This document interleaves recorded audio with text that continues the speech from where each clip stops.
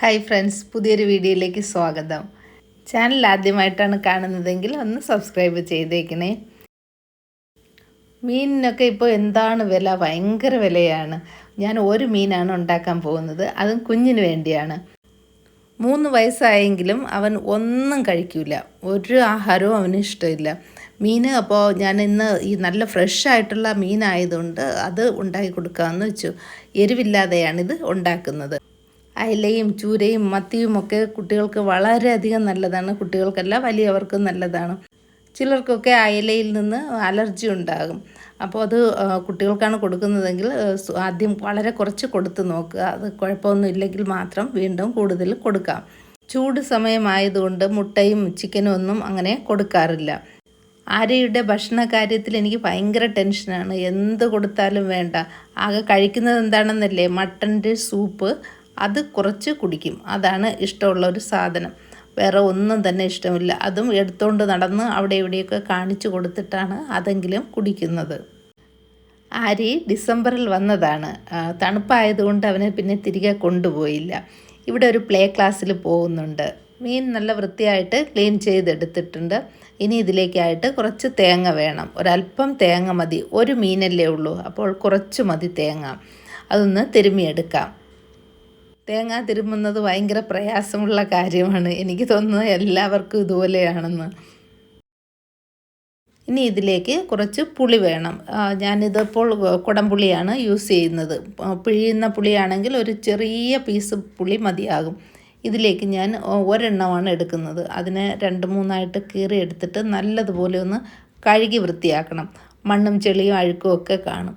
നല്ലതുപോലെ കഴുകി വൃത്തിയാക്കിയതിന് ശേഷം അല്പം വെള്ളത്തിലിട്ട് കുറച്ച് നേരം വച്ചേക്കാം.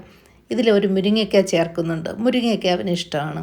മുരിങ്ങയ്ക്ക നമ്മൾ വലിയ ആൾക്കാരെ പോലെ കാർന്ന് തിന്നാൻ വേണ്ടി ഞാൻ അവനെ പഠിപ്പിച്ചു കൊടുത്തിട്ടുണ്ട്. അപ്പോൾ അത് കഴിക്കും. അത് മീനിലിടുന്ന ആ ഒരു ടേസ്റ്റ് അവന് ഇഷ്ടമാണ്. അപ്പോൾ അതിലേക്ക് വേണ്ടി ഒരു മുരിങ്ങയ്ക്ക എടുത്തിട്ടുണ്ട്. ഇതിനെ 2 കീറിയിടാം.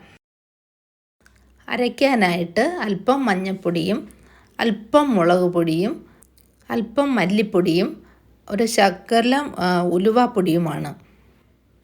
2 കഷ്ണം ചെറിയ ഉള്ളി കൂടി ചേർക്കണം. ചെറിയ ഉള്ളി ഇല്ലെങ്കിൽ ഒരല്പം സവാള ചേർത്ത് ഒരല്പം വെള്ളം ഒഴിച്ച് അരച്ചെടുക്കാം. അല്പം തരിതരിപ്പായിട്ട് അരച്ചെടുക്കണം.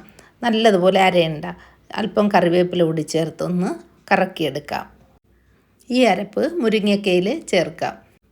മീനിന് ആവശ്യമായിട്ടുള്ള വെള്ളം കൂടി ചേർക്കാം. പുളിയും ഇരിപ്പുണ്ട്, പുളിവെള്ളവും കൂടി ചേർക്കാനുണ്ട്. എനിക്ക് തോന്നുന്നത് ഈ മുരിങ്ങയ്ക്ക ഇട്ട് വയ്ക്കുന്നത് തിരുവനന്തപുരത്തുകാരുടെ ഒരു ശീലമാണെന്നാണ്. കേരളത്തിൻ്റെ മറ്റ് ജില്ലയിലുള്ളവർക്ക് മുരിങ്ങയ്ക്ക ഇട്ട് മീൻ വയ്ക്കുന്നതിനോട് അത്ര താല്പര്യമില്ലെന്നാണ് തോന്നുന്നത്. ഒരല്പം ഉപ്പ് കൂടി ചേർത്തിട്ടുണ്ട്.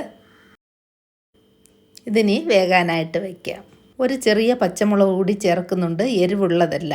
അടച്ചു വച്ചിട്ട് ഒന്ന് തിളക്കട്ടെ. ആരിക്ക് കൊടുക്കാനായിട്ട് ഒരു യോഗട്ട് സ്ട്രോബെറി ക്രഷ് കൂടി ഉണ്ടാക്കുന്നുണ്ട്. അതിനായിട്ട് കുറച്ച് തൈര് എടുത്തിട്ടുണ്ട്. ആ തൈരിൽ കുറച്ച് വെള്ളമാണ്. അപ്പോൾ അത് ഒരു അരിപ്പിലൂടെ ഒഴിച്ച് വയ്ക്കുമ്പോൾ കുറച്ച് കഴിയുമ്പോൾ ആ വെള്ളം അങ്ങ് വാർന്നു പോകും. എന്നിട്ടത് കുറച്ച് കട്ടിയായിട്ട് കിട്ടും. അപ്പോൾ അതിൽ നമുക്ക് സ്ട്രോബെറി ക്രഷ് ചെയ്തിടാൻ പറ്റും. അപ്പോൾ അതിന് വേണ്ടി ഒന്ന് റെഡിയാക്കി വയ്ക്കാം. ഇതിവിടെ ഇരിക്കട്ടെ. മീൻ കറിക്ക് വേണ്ടിയുള്ള അരപ്പും മുരിങ്ങയ്ക്കയും ഒക്കെ നന്നായിട്ട് തിളച്ചിട്ടുണ്ട്. ഇനി ഇതിൽ നമുക്ക് മീൻ ചേർക്കണം. ഇപ്പോൾ വെള്ളം കുറവാണെന്ന് തോന്നുന്നല്ലോ. അപ്പോൾ നമുക്ക് കുറച്ച് വെള്ളം കൂടി ഇതിലൊഴിക്കണം. വെള്ളം ചൂടാക്കി ഒഴിക്കാം. ഏത് കറി ഉണ്ടാക്കുമ്പോഴും നമ്മൾ ഉദ്ദേശിക്കുന്ന രീതിയിലുള്ള കറി കുറവാണ് അല്ലെങ്കിൽ വെള്ളം കുറവാണെങ്കിൽ അത് പച്ചവെള്ളം ഒഴിക്കാതിരിക്കുക. അല്പം ചൂടാക്കി ഒഴിക്കാം. ഇതിനെ അടച്ചു വെച്ചിട്ട് വേവിക്കാം. മീഡിയം ഫ്ലെയിമിലാണ് വേവിക്കുന്നത്. 5 മിനിറ്റ് ഞാൻ വേവിച്ചിട്ടുള്ളൂ. അപ്പോൾ മീൻ നല്ല സോഫ്റ്റായിട്ടിരിക്കും. കൂടുതൽ സമയം വേവിച്ചാൽ മാംസം കട്ടിയായി പോവും. കുട്ടികൾ അതിനെ വായിലിട്ട് ചവച്ച് തുപ്പിക്കളയും. ഇനി ഒരല്പം വെളിച്ചെണ്ണ കൂടി ഒഴിക്കാം. മീൻ റെഡി ആയിട്ടുണ്ട്. ഇനി യോഗട്ട് സ്ട്രോബെറി എങ്ങനെയാണ് ഉണ്ടാക്കുന്നതെന്ന് നോക്കാം. ചില സമയങ്ങളിലൊക്കെ നല്ല ഫ്രഷ് ആയിട്ടുള്ള സ്ട്രോബെറി കിട്ടും. അല്ലെങ്കിൽ ചിലതെല്ലാം അഴുകിയതായിരിക്കും. അത് കൊടുക്കാതിരിക്കുന്നതാണ് നല്ലത്. അവരെന്തെങ്കിലുമൊക്കെ മരുന്ന് തളിച്ചതായിരിക്കും. ഇതിപ്പോൾ ഫ്രഷ് സ്ട്രോബെറിയാണ്. നന്നായിട്ടൊന്ന് കഴുകി വൃത്തിയാക്കണം. കുറച്ച് ഉപ്പും അല്പം വിനാഗിരിയും കൂടി ഒഴിച്ച് അരമണിക്കൂറെങ്കിലും വയ്ക്കാം. ഇവിടെ ഇപ്പോൾ ബ്ലൂബെറിയും കിട്ടാറുണ്ട്. ബ്ലൂബെറിയും ഇതുപോലെ കഴുകി വൃത്തിയാക്കിയിട്ട് കർഡിൽ മിക്സ് ചെയ്ത് കൊടുത്താൽ കുട്ടികൾക്ക് വളരെയധികം നല്ലതാണ്. ഇതിൻ്റെ മോൾ ഭാഗം ഒന്ന് ചെത്തിക്കളയാം. എന്നിട്ട് ചെറുതായിട്ട് അരിഞ്ഞിട്ടിട്ട് മിക്സിയിലിടുന്ന് അടിച്ചെടുക്കാം. നന്നായിട്ട് അടിക്കണ്ട, അല്പം ക്രഷ് ആയിട്ടിരിക്കുന്നതാണ് നല്ലത്, ഒന്ന് ചവച്ച് കഴിക്കാൻ വേണ്ടി. ഇത്രയും മതി. ഇതിനി തൈരിലോട്ട് ചേർക്കാം. തൈരിലെ വെള്ളമൊക്കെ പോയി ഇതൊന്ന് മിക്സ് ചെയ്തെടുക്കാം. ഇനി ഇതിലേക്ക് സ്ട്രോബെറി ചേർക്കാം.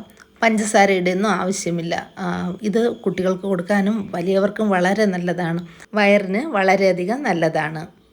അപ്പോൾ മീൻ കറിയും യോഗർട്ട് സ്ട്രോബെറി ക്രഷും ഒന്ന് ട്രൈ ചെയ്ത് നോക്കുക. വീഡിയോ ഇഷ്ടമായെന്ന് വിചാരിക്കുന്നു. ഇഷ്ടമായെങ്കിൽ ലൈക്ക് ചെയ്യുക, ഷെയർ ചെയ്യുക, കമൻറ്റ് ചെയ്യുക.